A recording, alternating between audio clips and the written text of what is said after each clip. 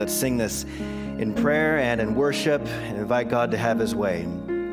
I stand in awe within the presence of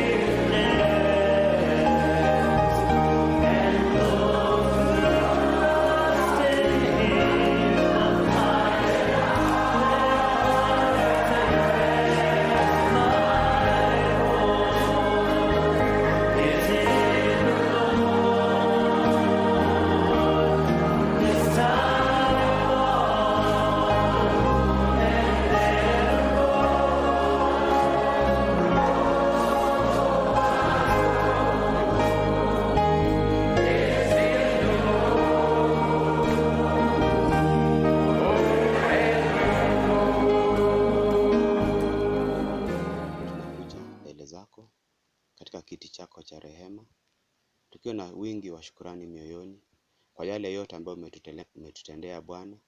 Umetuhifadhi, umetulinda kutokana na hatari zote. Baba, tunaomba tunaposikiza ujumbe huu, ukatufunulie neno lako kulingana na mapenzi yako.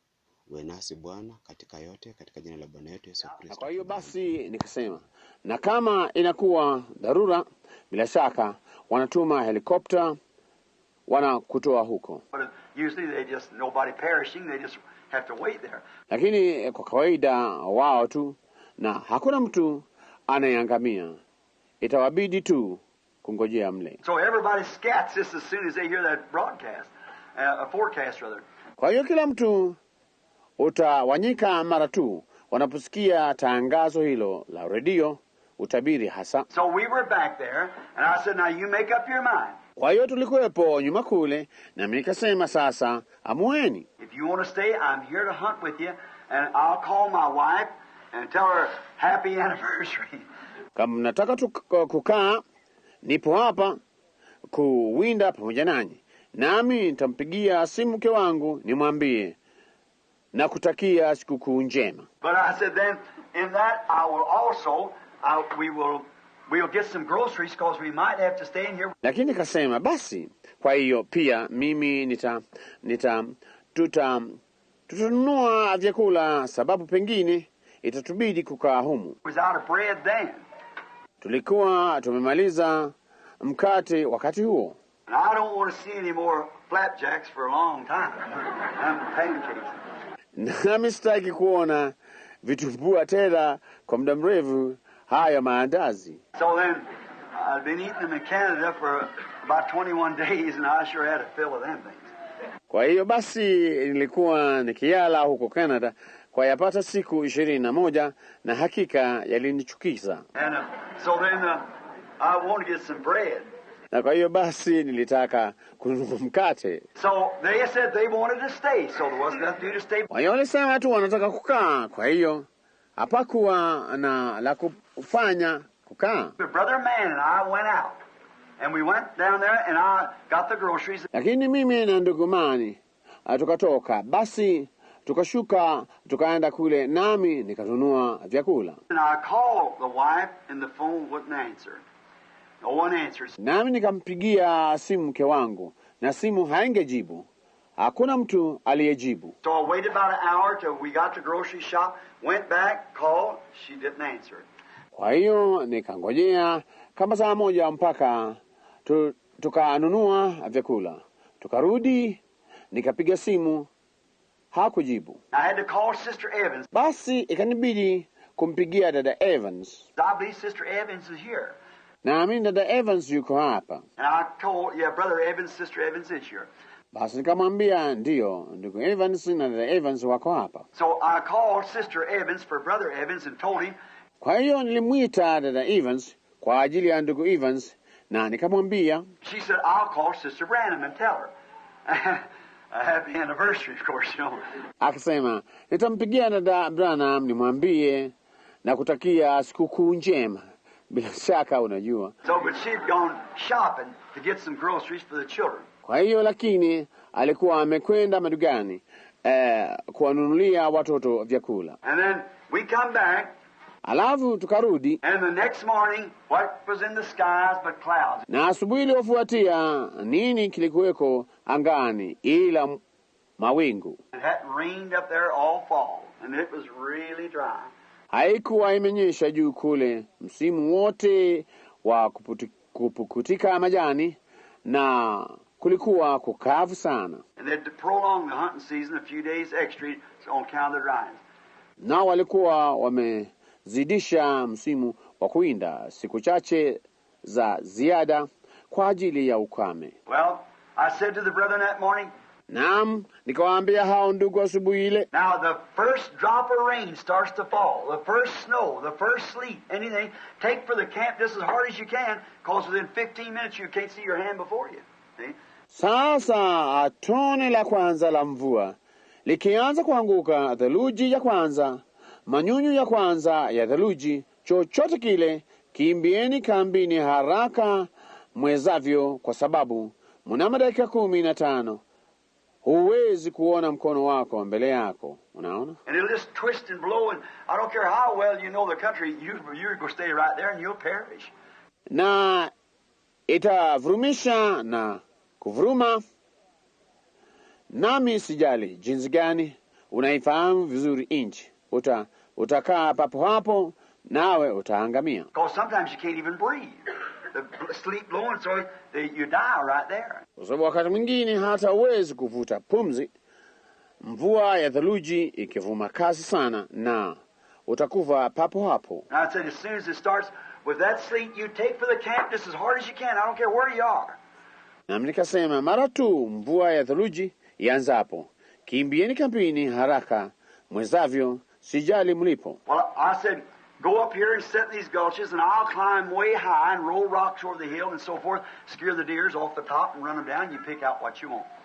Sema nikasema, pandeni mwende huku na mkae katika mabonde haya yaliyo na kina kirefu, nami nitapanda juu kule na kuvingirisha mawe kilimani na kadhalika, kuwatisha kulungu watoke kule juu, niwafukuze watelemke, mkachague mwatakao. So I started climbing high, and by the time I got up to where we call the saddle. Kwa hiyo nikaanza kupanda juu, na karibu wakati nilipofikia mahali tunapoita tandiko, A little place there, and I always cross over to go to a place called Quaker Knob, right on the Continental Divide there, way high.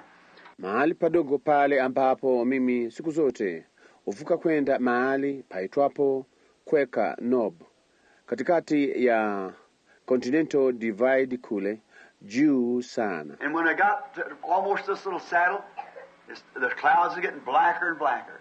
Nami nilipofika karibu na tandiko hili ndogo hili, mawingu yakazidi kuwa meusi. Wasn't a car left, just us up there, and the cowboy on the camp.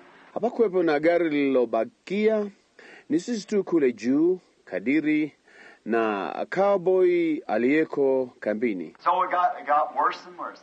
Kwa hiyo hali ikazidi kuwa mbaya. So in a few minutes it started raining. Kwa hiyo mnamo dakika chache ilianza kunyesha. Well, I took my gun and put it under my coat, keep the scope from smoking up, and stop getting wet where they're running to a bear or something coming back. Naam, nikachukua bunduki yangu na kuiweka chini ya koti langu, darubini isije ikapata ukungu na mpini ukaloa maji, huenda nikakumbana na ndubu au kitu fulani nikirejea. So I held my scope like that and sat down under a tree a little bit. Kwa hiyo mimi nikashikilia darubini ya bunduki yangu jinsi hiyo na kuketi chini ya mti kidogo. I sat there and prayed. Na nikaketi pale na nikaomba. I said, Lord God, you're the great Jehovah, and I love you. Nikasema, Bwana Mungu, wewe u Yehova aliye mkuu, nami nakupenda wewe. How many experiences have I had? Tukio mangapi nimeyapata? I pointed out to the Brother Palmer and them the places. Nikawaonyesha hao ndugu Palmer na wengineo sehemu zile. Where the eagle, I seen him rise up that day, and how the places where it all taking place there. Ambako yule tai, mnajua, nilimwona akiinuka juu siku hiyo, unajua, na jinsi sehemu zile ambako yote yalitukia mle ndani. It's a temperamental thing to me in there. Ni jambo la kusisimua kwangu kule. I've had so many great experiences with my Lord up in that mountains. Nimekuwa na matukio mengi makubwa na Bwana wangu juu kwenye hiyo milima. So you just can't go there without seeing him. He's just everywhere. Kwa hiyo huwezi kama kwenda kule bila ya kumwona yeye. Yeye yuko tu kila mahali. So then as I sat there, then the sleet started and the wind twisting like that. Kwa hiyo basi nikaketi pale, ndipo mvua ya theluji ikaanza na upepo ukivurumisha namna hiyo. I said, well, I know the way down, but I better get off of here right now. Nami nikasema, vema, najua njia ya kushukia, lakini afadhali niondoke hapa sasa hivi. So I said, it looked down and I couldn't even see the bottoms no more. Kwa hiyo nikasema, basi niliangalia kule chini na sikuweza hata kuona sehemu za chini tena. Them clouds just whirling and twisting and sleet a-blowing, and there it was, the blizzard. Hayo mawingu ya kizunguka na kufurumisha na mvua ya theluji ikivuma, na hiyo hapo tufani. Forecast for several days, a big blizzard coming. Ilitabiriwa kwa siku nyingi, tufani kubwa inakuja. Brother Tom is your Ndugu Tom yupo hapa. Brother Tom Simpson, coming down from Canada, heard the forecast, and he was advised not to go through that part of the country because his forecast said there'll be blizzard. Ndugu Tom Simpson akaja kutoka Canada, aliusikia huo utabiri, naye alishauriwa asipitie sehemu hiyo ya nchi, sababu utabiri huu ulisema itakuwa tufani. Where are you, Brother Tom? I think that, yeah, right here. Uko wapi ndugu Tom? Nafikiria hivyo. Naam, papa hapa. And the blizzard was coming. Everybody done set in for it. Naye tufani ilikuwa inakuja, kila mtu alikuwa amejiandaa kwa ajili yake. Well, I put my gun back under my shirt like this, my red shirt, started walking down the mountain. Naam, nikairudisha bunduki yangu chini ya shati langu hivi, shati langu jekundu. Nikaanza kushuka mlimani. And as I started, I got about a half a mile from the saddle. Nami nilipoanza nilifikia kama nusu maili kutoka kwenye lile tandiko. And oh my, the big drops of snow like that and the wind twisting up on that mountain and blowing. Na lo jamani, na matone makubwa ya theluji hivyo, na upepo ukifurumisha mlimani na kuvuma. I couldn't see the bottom no more. I could see about 20 feet in front of me at 30. Sikuweza tena kuona sehemu za chini. Niliweza kuona kama futi 20 mbele yangu au 30. I know to come right down this little, what we call a little hogback, little ridge, and I come off to the creek. Na nilikuwa ninashuka kwenda moja kwa moja chini ya hiki kidogo tulichokiita kijigongo cha nguruwe, kigongo kidogo, kisha nikafika kwenye kijito. And I know to follow the creek and where to go to if it got real bad. Ndipo nilijua yanipasa kufuata hicho kijito na mahali pa kwenda kama hali ingali haribika mno. And so then I started down and got about halfway down there, and something said to me, just as plain as you hear me, stop and go back. Na kwa hiyo basi nikaanza kushuka na nikafika yapata nusu yake, na kitu fulani kikaniambia wazi kabisa kama mnavyonisikia mimi, simama na urudi nyuma. Well, I thought, what was I thinking about? Maybe it's just my mind. Vema, nikawaza, nilikuwa ninawazia jambo gani? Pengine ni akili zangu tu. And I just couldn't make another step forward. Na msingeweza kupiga hatua nyingine kwenda mbele. David had fixed me a sandwich that morning. David alikuwa amenitengenezea sambusa asubuhi hile. I think he tried to get even with it for fixing his daddy one time of onion and honey. That's all we had. Nami nafikiri alijaribu kulipisa kisasi kwa kuwa nilimtengenezea baba yake moja wakati mmoja ya kitunguu na asali. Hivyo tu ndivyo tulivyokuwa navyo. So he fixed me a bologna and I don't know what all it was wrapped in there. Kwa hiyo alinitengenezea sambusa yenye pilipili na lo, si yote ilikuwa nini kilichofungiwa mle ndani. I had it in my shirt and it done got wet through my shirt. Na nilikuwa nacho katika shati langu na kililowa maji kwenye shati langu. I thought I'll just stop and eat this and maybe it'll be all right then. Nikawaza nitasimama tu nile hii na pengine nitapata nafuu basi. So I pulled out the sandwich about 10 o'clock and I started eating the sandwich. Kwa hiyo nikaitoa ile sambusa mnamo saa 4, nami nikaanza kuila ile sambusa. And as I eat the sandwich, I thought, now I'll be all right. Na nilipokuwa nikiila ile sambusa, niliwaza sasa nitapata nafuu. And I started to move on, but something said, go back where you come from. Ndipo nikaanza kwenda mbele, lakini kitu fulani kikasema, rudi ulikotoka. Go back through that storm? Half a mile or more back up the mountain into that dark timber where you can then hardly see as far as that Oregon. Nirudi nipitie katika tufani ile, nusu maili au zaidi kule nyuma mlimani, kwenye msitu ule wenye giza, ambako ni vigumu kwako kuona umbali wa kinanda kile. But I'm getting to be an old man. And I've been a Christian now for 33 years.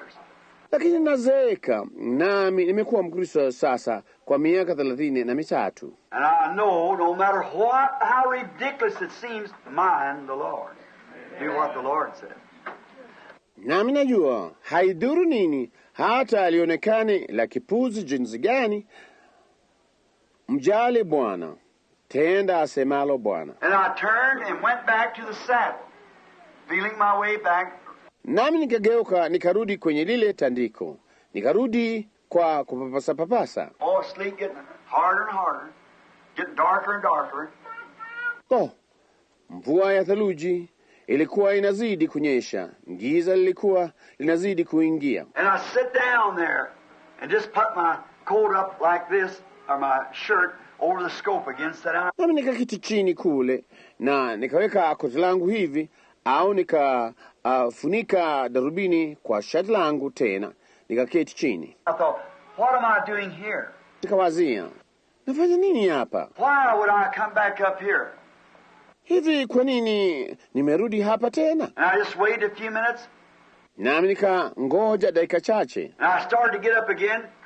Ndipo nikaanza kusimama tena. And just as plain as I ever want to hear, a voice said, na waziwazi tu jinsi ningalitaka kusikia, sauti ikasema, I am the creator of heavens and earth. I make the winds and the rain. Mimi ni muumba mbingu na nchi, nasifanya pepo na mvua. I took off my hat. Nikatoa kofia yangu. I said, Great Jehovah, is that you? Nikasema, ewe Jehova uliye mkuu, je, huyo ni wewe? He said, I was the one who made the winds to cease upon the sea. Yeye akasema, mimi ndimi nilizifanya pepo kutulia juu ya bahari. I was the one who made the waves to go down. Mimi ndimi niliyatuliza yale mawimbi. I created heavens and earth. Niliziumba mbingu na nchi. Was I not the one that told you to speak to those for squirrels and they come into existence? Si mimi ndiye niliyekwambia useme na wale kwa ajili ya kidi na wakawepo? I am God. Mimi ni Mungu. Now, when a voice speaks to you, what's the scripture? Sasa sauti inapozungumza nawe, chunguza maandiko. If it's not scriptural, you leave it alone. I don't care how plain it is. You stay away from it. Kama si ya kimaandiko, iache. Sijali ni wazi jinsi gani, achana nayo. I said, yes, Lord. Nikasema, ndiyo Bwana. He said, speak to those winds and that storm, and it'll go away. Naye akasema, nena na pepo hizo na tufani ile, nayo itaondoka. Now this Bible lays before me, which my life is in that. Sasa Biblia hii ipo mbele yangu, ambapo uhai wangu umo katika hiyo. I raised up, I said, I do not doubt your voice, Lord. Nikainuka nikasema, si shuku sauti yako Bwana. I said, clouds, snow, rain, sleet, I resent your coming. Nikasema, mawingu, theluji, mvua ya theluji, ninachukizwa na kuja kwenu. In the name of Jesus Christ, go to your places. Katika jina la Yesu Kristo, rudini makwenu. I say that the sun must come out immediately and shine for 4 days till our hunting trip is over and I'll leave with my brethren. Nasema kwamba jua lazima lichomoze mara moja na liangaze siku 4 mpaka safari yetu ya kuwinda imekwisha, nami nimeondoka pamoja na ndugu zangu. It's just gushing, just like that. Ilikuwa tu inafoka kwa nguvu, ikaondoka namna hiyo. And it started going and I went, stopped. Na ikaanza kwenda halafu ikaenda ikanyamaza. I stood real still. Nikasimama kimya kabisa. My brethren up there wondering what was happening. Ndugu zangu kule juu na wakishangaa nini kilikuwa kinatukia. And the sleet, rain stopped. Na ile mvua ya theluji na mvua vikakoma. There came a wind whirling down through the mountains. lifted up the clouds. Ukaja uvumi wa upepo ukishuka milimani, ukayainua yale mawingu. One went this way, east, north, west, and south. Na moja ikaenda hivi, mashariki, kaskazini, magharibi na kusini. And within a few minutes, the sun was shining nice and warm. Na mnamo dakika chache jua lenye joto lilikuwa linawaka vizuri. That's truth. God knows that's truth. Hiyo ni kweli. Mungu anajua hiyo ni kweli. I just stood there, just looking around with my hat off, looking. Nilisimama tu pale nikiangalia kila upande, huku nimevua kofia yangu nikitazama. You say, I got numb all over. Hebu wazia, nikava nganzi mwili mzima. I thought the very God of creation, it's all in His hands. Nikawaza, Mungu yule wa maumbile, yote yako mikononi mwake. What's He telling me? Yeye ananiambia nini? And I picked up my gun, wiped off the scope, started to walk back, go down the hill. Nami nikaokota bunduki yangu, nikapanguza darubini, nikaanza kurudi kushuka kilimani. And something said to me, why don't you stroll with me through this wilderness? Walk with me. Na kitu fulani kikaniambia, kwa nini usipunge hewa nami katika nyika hii? Utembee nami. I said, yes, Lord, with all my heart. It would be one of the greatest things I could do was walk with you. Na nikasema, ndiyo Bwana, kwa moyo wangu wote. Ni moja ya mambo makuu kupita yote ningeweza kutenda ni kutembea na wewe. So I put my gun over my shoulder and I started walking down through that. Kwa hiyo nikaweka bunduki yangu kwenye bega langu, nami nikaanza kutembea huko. Never an axe laid in a virgin timber. Walking through there. Kamwe shoka halijauguza mwitu pasipokanyaga mtu. Nikatembea mle. And as I did, walked along, down along these game trails. Na nilipofanya hivyo, kutembea kule katika miburuzo hii ya wanyama, I felt like I believe I will go up to the place where yesterday was our anniversary. nikasikia kama naamini itakwenda mahali ambapo jana ilikuwa ni sikukuu ya ukumbusho wa ndoa yetu. And I will stand there just a few minutes, just as a little salute to Meaty, or it's a little bunch of quaking ass up on a little knob. Nami nitasimama pale dakika chache kama salamu ndogo kwa Mida, ambako kuna vifutu wengi watetemekao juu kwenye kiduta kidogo. And I said, I believe I'll walk up there just as a salute to our anniversary.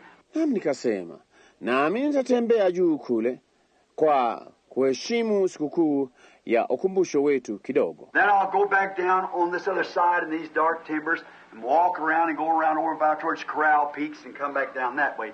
Alafu nitashuka nirudi upande huu mwingine katika msitu huu wenye giza na kutembea tembea na nizunguke hapa karibu kuelekea Corral Peaks, ndipo nishuke nirudi upande ule. Just walking and rejoicing. Tukitembea tu na kufurahi. I was saying, Father, I know you are walking with me. Nilikuwa nikisema, Baba, ninajua wewe unatembea pamoja nami. And what a privilege, there's nobody greater I could be walking with. The very God. Ni heshima jinsi gani, hakuna mtu aliye mkuu zaidi ningeweza kutembea pamoja naye, Mungu yeye yule hasa. That warm sunshine. Na joto lile la jua. Even to when I come out of the mountains. Hata wakati nilipotoka mlimani. I stopped at filling stations and I said, beautiful day. Nisimama kwenye vituo vya mafuta na nikasema, ni siku ya kupendeza. 3 days later, it never rained in that part of the country until the 4 days was over. Siku 3 baadaye, haikunyesha kama katika sehemu ile ya nchi mpaka siku zile 4 zilipokwisha. The sun shined every day. Is that right, brother? Jua liliwaka kila siku, hiyo ni kweli, ndugu zangu. And not a cloud in the sky. Naona hata hamna wingu angani. And I come out to a filling station, I said, sure beautiful day. Basi nikafika kwenye kituo cha mafuta, nikasema, hakika ni siku ya kupendeza. Yes, it is. Ndiyo, ni ya kupendeza. I said, been awful dry. Ukame umezidi sana. Said, it's a strange thing, this attendant said. Akasema, ni jambo la ajabu, huyu mtumishi akasema. Said, you know, they told us we was going to get a big blizzard. But all of a sudden it stopped. Akasema, unajua, watuambia tutapata tufani kuu, lakini kwa ghafla ilikoma. I come on down on the New Mexico line, Billy and I, my son. Nikashuka kwenye mpaka wa New Mexico, mimi na Billy mwanangu. We went into a little place there to get some, the morning we left, and I said, sure pretty day. Tulienda mahali padogo pale kununua asubuhi tuliyoondoka, nami nikasema, hakika ni siku ya kupendeza. Yes, it is. Ndiyo, inapendeza. I said, looks like it's been pretty dry. Nikasema, inaonekana ukame umeshika sana. Yes, it has been. Ndivyo imekuwa. I said, are you from here? Nikasema, wewe ni mwenyeji? I said, no, I'm from Wisconsin or somewhere. Akasema, lo, ninatoka Wisconsin au mahali fulani. I said, I've been out here about 20 years, so I guess you could call it home. Akasema, nimekuwa hapa yapata miaka 20, kwa hiyo nadhani ungeweza kupaita nyumbani. I said, you're native then, I guess. Nikasema, basi wewe umwenyeji nadhani. So I said, yes, sir. I said, looks like it's been awful dusty. Kwa hiyo nikasema, ndiyo bwana. Nikasema, yaonekana kumekuwa na fumbi sana. He said, you know, the strangest thing happened. Akasema, wajua jambo la kushangaza sana lilitukia. Said we had a forecast it was going to get a blizzard and a lot of snow, and it actually started and then quit. Akasema, ilitabiriwa kwamba tungepata tufani, theluji nyingi, na kwa kweli ikaanza, kisha ikaondoka. I said, you don't say so. Nikasema, usiseme, kwa utulivu sana. I come home and Brother Tom said that he was told not to go that way, a blizzard suit. Ndipo nikaja nyumbani, naye ndugu Tom akasema alikuwa ameambiwa asiende huko tufani yaja. He come right through the country without even a sprinkle of rain or anything. Naye akaja moja kwa moja kupita nchini bila hata tone la mvua au chochote kile. Still God. Amen. Just as much as he ever was. See? Yeye yuangali Mungu, unaona, kama vile tu yeye alivyowahi kuwa, unaona. Walking up there, I was going along. Nikiwa natembea juu kule, nilikuwa natembea. Now this part, I hope my wife don't get this tape. Sasa sehemu hii natumaini mke wangu hatapata kanda hii, unaona. But I'm going to tell you something. Lakini nitawaambia jambo fulani. And I don't tell you, I just tell you the truth. See, that's the only way to do it. Na sasa siwaambii, nitawaambia tu kweli, unaona. Na hiyo ndiyo njia pekee ya kulitenda. I've often wondered why she didn't complain about me going on those trips on her anniversary. Mara nyingi nimeshangaa kwa nini hakulalamika kuhusu mimi kwenda kwenye safari hizi wakati wa sikukuu ya ukumbusho wetu. You know what I had made up my mind? Unajua nilichoamua akilini mwangu? I said, there's so many people around the house. Nilisema kuna watu wengi sana nyumbani. And then I'm always, I am nervous. Na pia mimi siku zote, unajua nina wasiwasi. Everything I want to talk about is God, the Bible or something. Na kila kitu ninachotaka kuzungumzia ni Mungu, Biblia au kitu fulani. Maybe she just thinks it's a little rest for her. Pengine ufikiria tu ni mapumziko madogo kwake. She get me away for a few days to go hunting. Uniacha niondoke kwa siku chache kwenda kuwinda. I had thinking of that going along. Mimi nikitembea mle huku kwa sehemu nikifikiria kuhusu hilo. I apologize to her and ask God to forgive me for such thoughts. Kwamba mimi nitamwomba msamaha na nimemsihi Mungu kunisamehe kwa mawazo kama hayo. Because it's going on, I thought, well, she thinks, well, my goodness. Sababu nilikuwa ninatembea mle nikiwaza, vema, anafikiri vema, jamani. She's a worker, you know, and all the time when she's out in the kitchen or somewhere out. Yeye ni mfanyakazi, unajua, na saa zote wakati anapokuwa jikoni au mahali fulani huko kwenye. Any of you knows that washing machine's going all the time. Na kama mmoja wenu anajua yeye huo mtambo wa kufulia nguo unatenda kazi saa zote. And so I go out, I pull her out, I said, don't be washing like that. Talk to me. Na kwa hiyo ningetoka, ningemfuta nikisema, usiwe unafua namna hiyo, zungumza nami. See, I love you. I want you to tell me something. Tell me you do too. Unaona, nakupenda, nataka uniambie jambo fulani, niambie na wewe unanipenda pia. She said, well, you know I do. Then right on washing this horse. Akasema, naam, unajua nakupenda. Mara anaendelea kufua kwa bidii kama alivyowahi kufanya. I don't want you to do that. I want you to come here and sit down by me. Sasa wewe ufanye hivyo, nataka uje hapa uketi karibu nami. Oh, Bill, I got so much work to do. Jamani Bill, na kazi nyingi sana za kufanya. I thought, well, see, going up here, she gets time to do her work. Go along there thinking that. Nami nikawaza, vema, unaona, nikipanda kuja huku anapata muda wa kufanya kazi yake. Nikiwa ninatembea kule nikiliwazia hilo. Now, remember, I laid this Bible up here so you'd see it. I'm before the Word. Sasa kumbuka, nimeweka Biblia hii hapa ili muone kwamba niko mbele ya neno. As I was walking along, something happened to me. Nilipokuwa ninatembea, kitu fulani kilinipata. If I started first, I think about when I taken her on the honeymoon up there. Kama ningeanza kwanza, nilikuwa ninafikiria kuhusu wakati nilipomchukua kule juu kwa fungate. She was a pretty little black-headed, brown-eyed girl.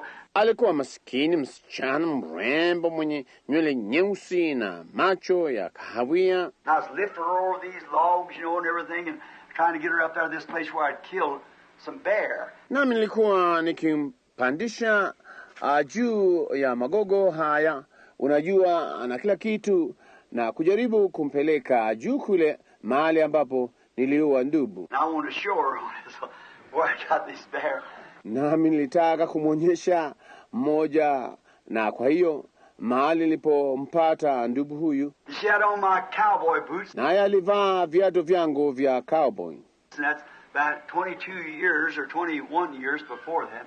Hiyo ni kama miaka 22 au miaka 21 kabla ya hapo. 22 years, I believe it was, ago we were married on 1941. Miaka 22 naamini ilikuwa hivyo iliyopita. Tulifunga ndoa mwaka wa 1941. I was picking her up and over these logs. Nami nilikuwa ninambeba, unajua, juu ya magogo haya. And I thought, now, poor little fella, putting up with me, she's done turned gray.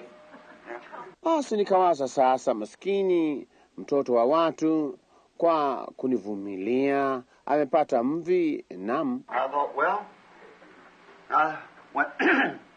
nikawaza vema na nikafanya. And I hadn't shaved for a few days, and I found out I was gray too. Nami sikuwa nimenyoa ndevu kwa siku chache, nami nikaona nilikuwa na mvi pia. And I see my beard sticking out here gray, and I thought, oh boy, you just about finished now.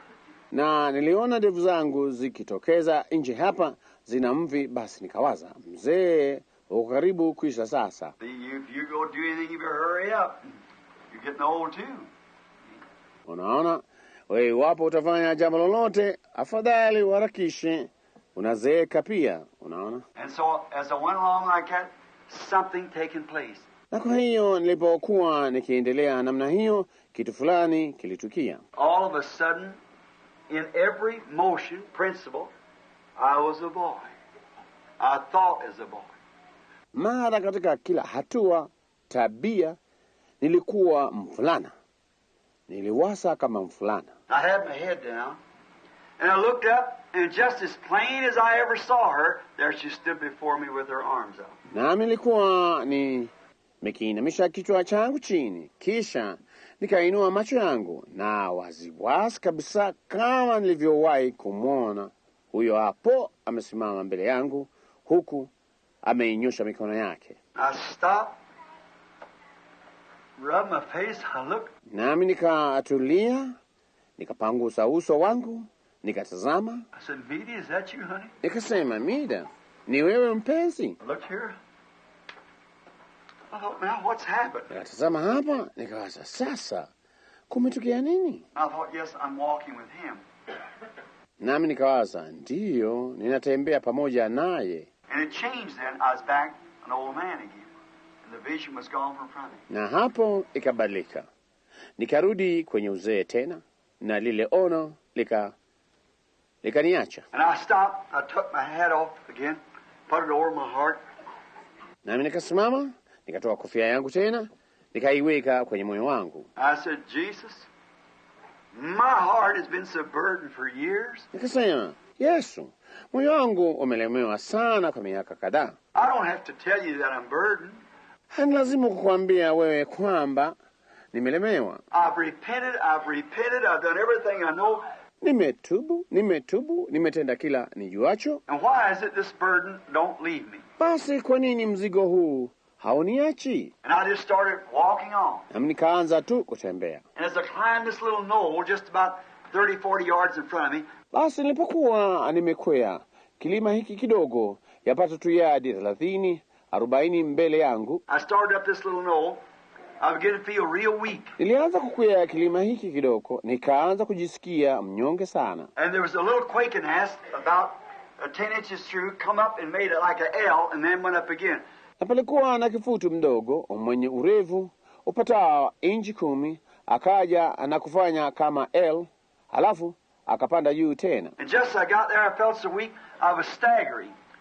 Na nilipofika pale tu, nilijisikia mnyonge sana, nilikuwa inapepesuka. So I had my cap back on again. I just laid my head up against this. Kwa hiyo mimi nilikuwa nimeivaa kofia yangu tena, nami nililaza tu kichwa changu juu ya hii. Fit me just right to lay my head right here against that little quaking nest like this. Ilinichukua vizuri sana kulaza kichwa changu papa hapa juu ya huyu kifutu mdogo anayetetemeka hivi. It's really a popper. Looks like a birch, you see. Asa ni mtakawa. Ni kama unaonekana kama mchakochole, unaona? And I was laid against there. Na nilijiengemeza tu pale. And I was just standing there with my head down. That warm sun hit me back. Nami nilikuwa tu nimesimama pale, nimeinamisha kichwa changu, jua lile lenye joto likinipiga mgongoni. I think the very God that departed that rain, that wind. Ndipo nafikiri Mungu yeye yule hasa ambaye aliondosha mvua ile na upepo ule. I heard something going pat, pat, spat. Nami nikasikia kitu fulani kikifanya pat, pat, spat. I thought, what's that? Nikawaza, ni nini hicho? Water's all blowed off, sun is out. What's that spat? Maji yote yamepeperushwa, jua limechomoza. Hiyo sauti ya spat ni nini? I looked down. It was water from my own eyes cutting down through the gray beard and dropping off on the dry leaves that God had dried up laying before me. Nikaangalia chini. Ilikuwa ni maji yakitoka machoni mwangu yakichuruzika kwenye ndevu zenye mvi na kuangukia kwenye majani makavu ambayo Mungu amekausha yakiwa yako mbele yangu. I just stood there like this, just against the tree. Na nilisimama tu pale hivi, nimeengemea kwenye mti. This hand down, my head laying against the tree. Mkono wangu, mkono huu chini, na kichwa changu kimeengemea kwenye mti. My hand on a rifle sling like this, standing there crying. Mkono kwenye kamba ya bunduki hivi, nimesimama pale nikilia. I said, God, I'm not worthy to be your servant. Nikasema, Mungu, sistahili kuwa mtumishi wako. I said, I'm sorry. I made many mistakes. Kisha nikasema, na ninasikitika, nimefanya makosa mengi. I didn't mean to make mistakes, Lord. Sikukusudia kufanya makosa, Bwana. You've been so good to me. Umekuwa mwema sana kwangu. My eyes closed. I heard something going stomp, stomp, stomp, stomp. Macho yangu yakafumbwa, nami nikasikia kitu kikifanya kishindo, kishindo, kishindo, kishindo. I raised my eyes, and standing right in front of me come 3 deer. Nikainua macho yangu, ndipo wakaja kulungu watatu, wakasimama papo hapo mbele zangu. And I thought, there's Brother Evans one, Brother Woods, there's the 3 deer. See, just what I'm looking for. Basi nikawaza, huyo hapo wa ndugu Evans na ndugu Woods na hao hapo wale kulungu watatu, naona watu ambao na watafuta. Now the rain dried up. I reached to get my rifle. Nikainuka mara moja, nikachukua bunduki yangu. I said, I can't do that. I promised God that I wouldn't do that. See? I promised him I wouldn't do it. Nikasema siwezi kufanya hivyo. Nilimwahidi Mungu kwamba singefanya jambo hilo.